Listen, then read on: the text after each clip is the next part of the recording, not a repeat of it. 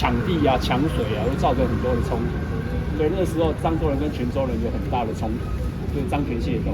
同安人跟三义人其实是泉州人，那为什么他们会不和？是因为说三义人是比较北边，好，然后同安人是比较在南边，已经靠近漳州了，所以他们比较好一点。所以漳泉械斗的时候呢，三义人跟那个漳人打得很激烈，但是呢，同安人稍微有点中立，就是好像就不爱去参与。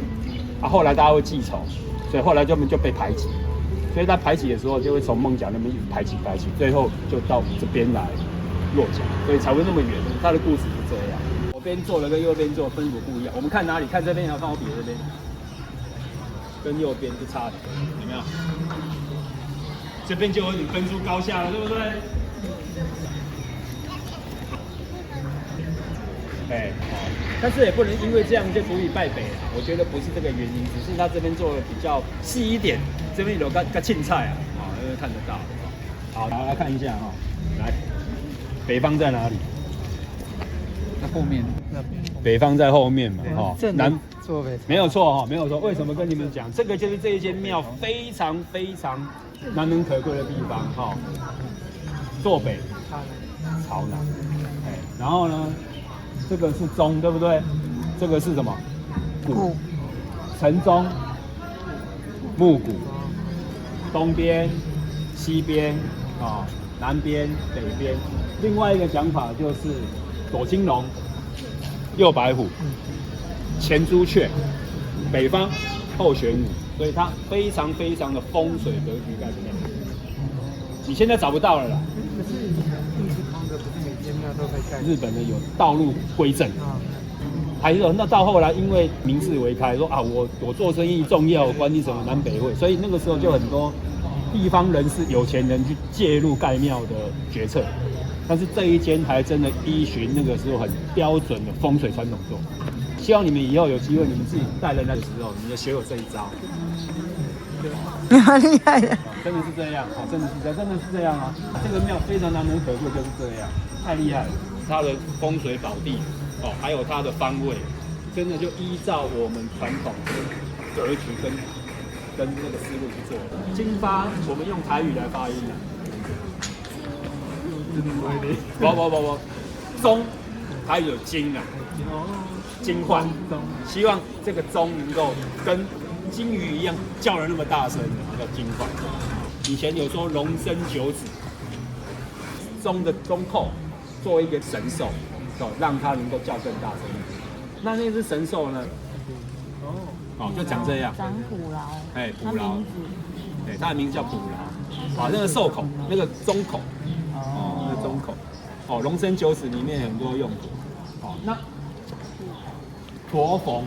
很好玩那驼逢这个字怎么来？其实这个驼是古字，它是中国古代在比较靠近内陆的一种鳄鱼。那鳄鱼的皮很适合做鼓，所以呢，希望说这一个鼓呢，它打下来的声音有点像中国鳄鱼肚皮做出来鼓一样敲起来那么大声，然后那个逢就去碰，砰砰砰砰砰砰砰砰，驼逢。金发，金也有声音，金发驼逢的意思。如果说没有跟你们讲这个，你们觉得博的逻辑会不以为然。其实它有它当时设计的时候的一些典故。都是有请那个时候在像罗马像那种宗教壁画的那种壁画师傅来帮他们做维修。像这个怪不得颜色的恢复很好。然后这个壁画维修，各位如果到那个 YouTube 里面去找到他维修的时候的访谈，真的蛮厉害的。涂上去颜色慢，而且要怎么样？修旧如旧。你那个时候的颜色跟那时候斑驳的地方在哪里，它就维持那样，它不会把你铲掉重新做，它就是收旧。所以它这一块是以前的老师傅，这一块掉，对不对？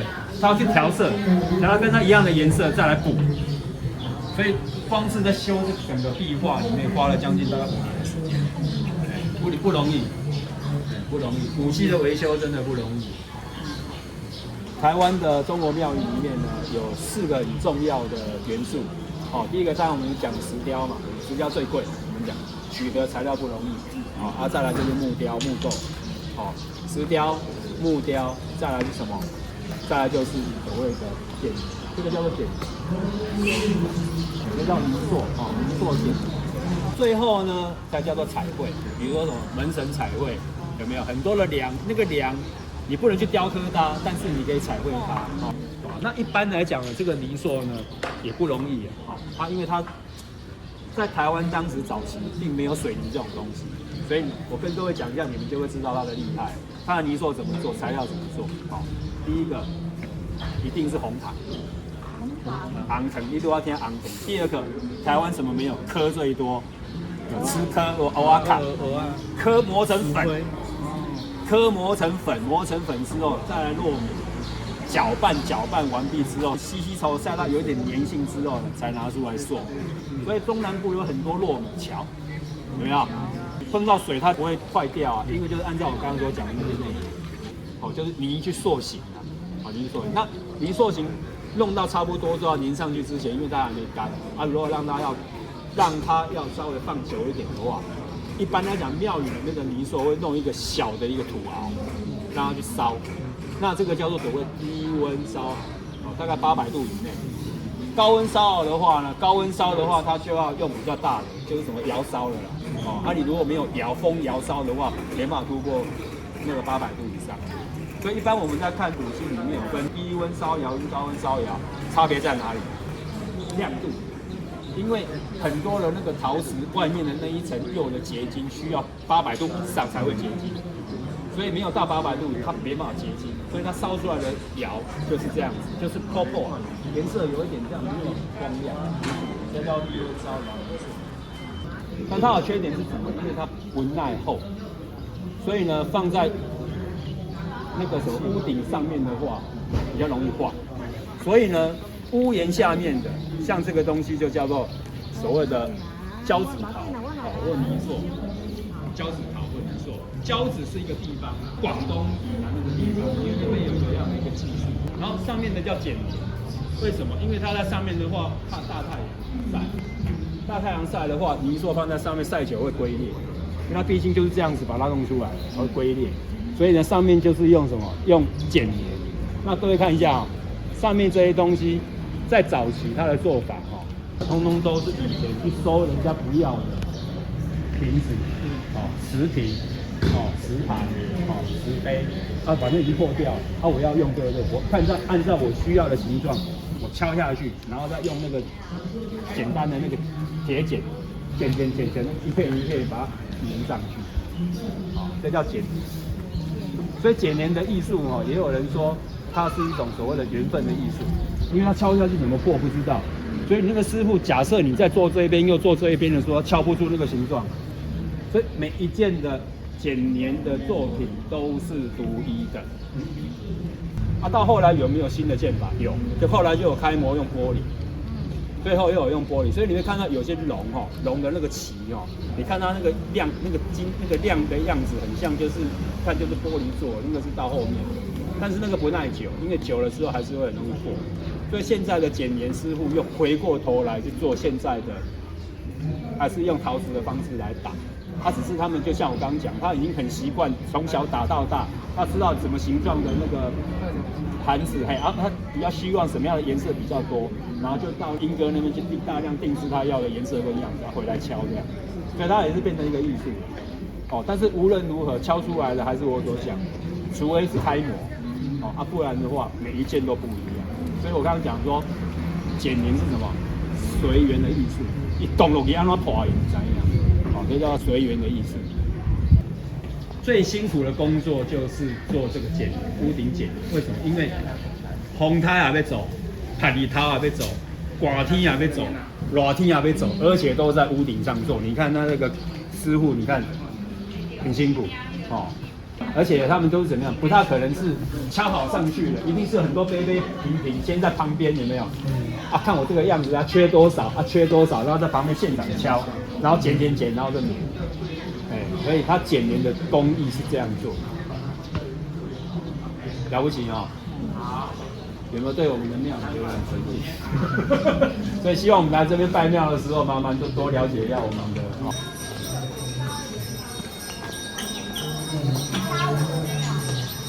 日本国旗有没有？啊，因为扩建那时候就因为大限年间日本当家了，所以那个时候上级指导的人有要求，然后就把日本国旗放上去。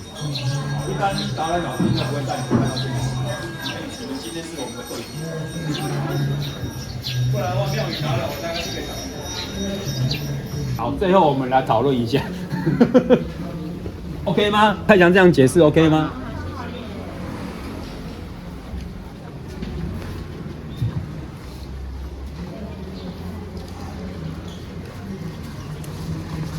好啦，最后你们讲为什么龙边的会赢？为什么这边没有赢？为什么？啊？都很厉害啊。中轴线有没有下来？闹东海，你看到每一个间距有没有？如果这边要写八仙大的话，请问它要放在哪边？它是不是被排挤到旁边去？庙里面什么最重要？中轴线最重要。人家说中轴线俗称分金线、分金手，差一点点都不行。以那个风水师傅在讲说，分金差一线，富贵不相见。所以风水的中轴线很重要。来哦，我上面是不是闹东海画圈圈？对。用你们的眼睛余光去看一下，那请问他另外一边他要怎么挤进去？没办法，是故意的嘛。他挤的可是就不歪，就歪掉了。故意的嘛。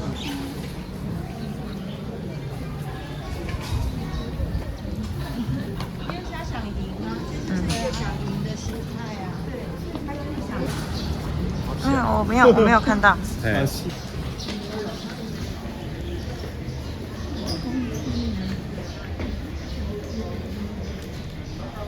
应该有。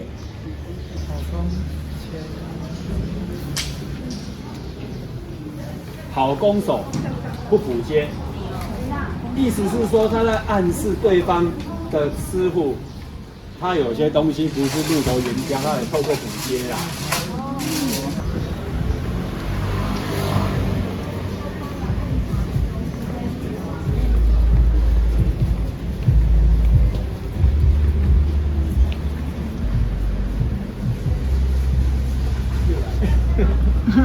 他真的一直弄事情。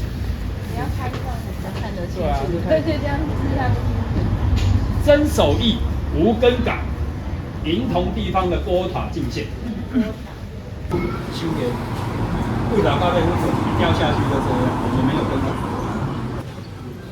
所以我刚刚讲什么？其实我研究了这边好几年，我觉得雕的差不多啊。到这边来。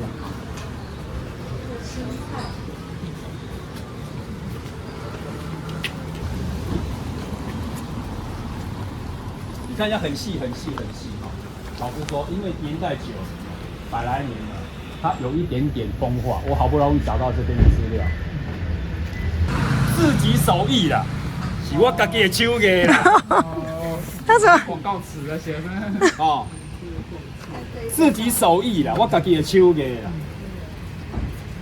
太祥，谢谢大家来听我导览。我利用这一个很重要的窗来跟各位做一个 ending。竹节窗嘛，大部分都有竹节窗。为什么竹节会节节高升？因为它中空。心虚，做人要心虚，你才有机会节节高升。好，谢谢你们，好，谢谢，谢谢，谢谢，谢谢，谢谢。啊，别拍谁了，谢谢。